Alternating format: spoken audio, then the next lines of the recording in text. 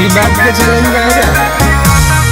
हाँ हाँ बनिए बेगार अब की होली के कहानी, बिना लगैले न दीवाना ताहर मानी। फोटो डालम ताहरा हो साथ में, धारा के पीछे करी तारा हाथ में।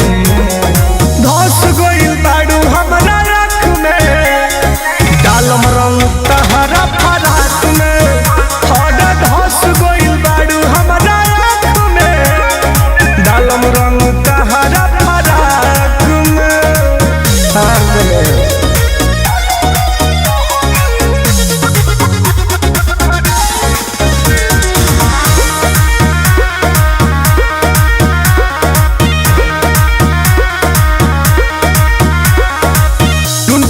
से खवाए और असुलक हो, डाली रंग तोहरा में जान ठोप ठोप हो।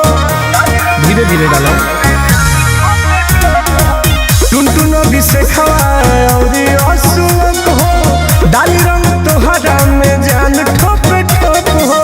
गलत देखे हमर जज्बात में, तनी सा बुझाई शुरुआत में। धस गइल बाड़ू हमरा आँख में, डाले दोनों रंग तू फराक में।